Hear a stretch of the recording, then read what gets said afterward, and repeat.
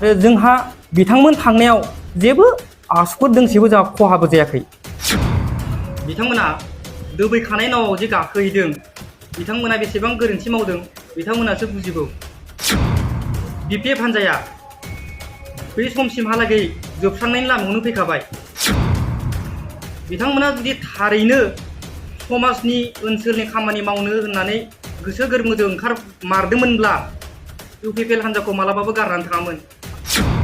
ब्रह्म बिथाङा बुंदों जे गाव इउपिपिएलनि फाउन्डार, नाथाय बे खोथाया बेसेबां सैथो बेसेबां आरजाथाव बेखौ गासैबो मिथिखागौ।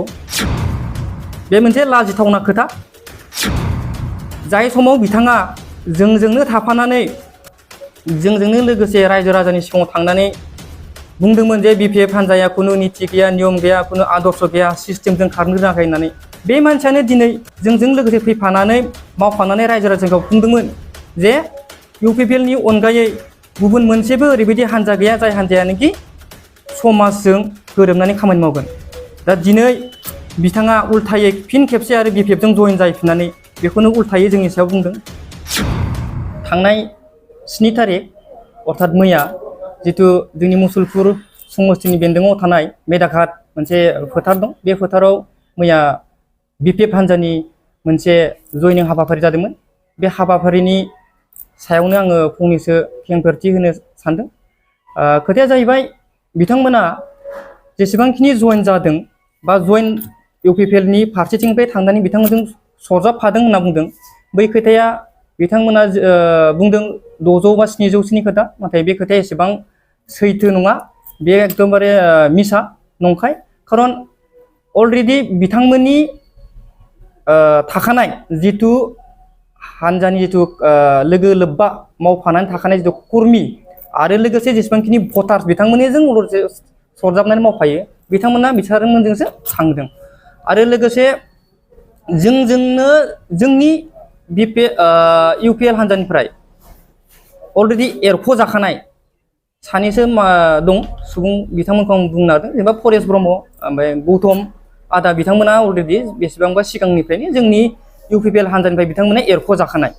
दा बिथांमोना एरख'जाखांनायनि उनाव बिथांमोनजों बै समनिफ्रायनो खामानि मावबाय थाखादों। बिथांमोना नाजादोंमोन जोंनि इउपिपिएल हान्जानिफ्राय जेसेबांखिनि हायो जेसेबांखिनि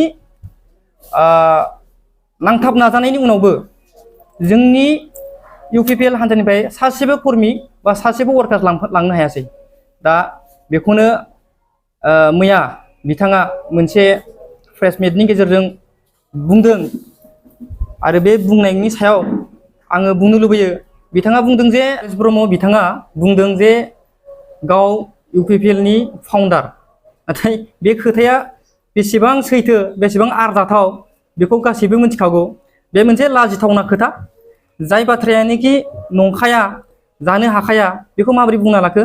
दा बिनिखायनो जोंहाबो जोंनि फारसेनिफ्राय बुंदों। लोगोसे बे बुंबावदों जे जोंनि मुसलपुर समस्तिनि जिल्ला जितु टिम दङ बा कर्मि दङ, दैदेनगिरिफोर बिथांमोन दं, बिथांमोननि गेजेराव गुलुं गुजाय जादों, खुनु नीति गैया, खुनु आदर्श गैया, सिस्टेम गैया होननानै बिथाङा बुंदों।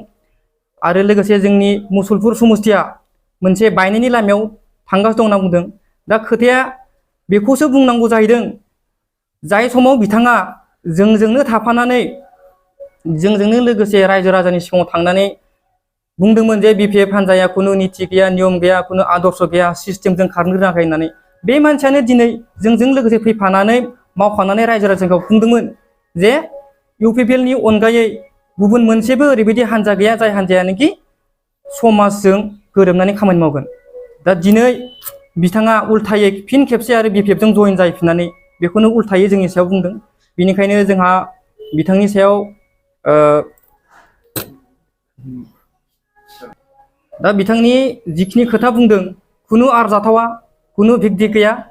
बे जाहैबाय ओरैनो बुंफ्लानाय मोनसे जास्ट माखौ बुंनो माखौ मानो जानानै बे बुंनाय खोथाल'।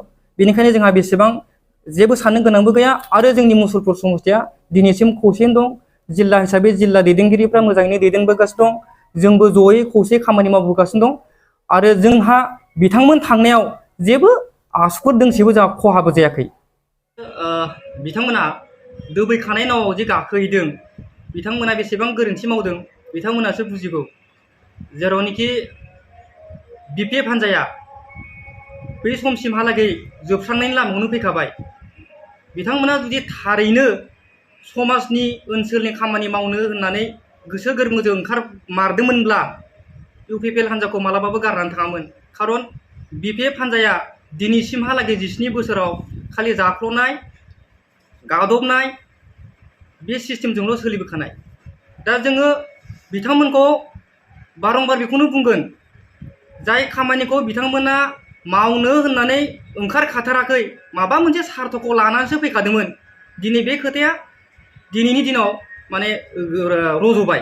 आरो बेनो प्रमान जे बिथांमोना खुनु समाजनि ओनसोलनि बा रायजो राजानि बा BTR हालामनि मोनसेबो जौगानाय खामानि मावनो बिथांमोननि गोसोआव गैया।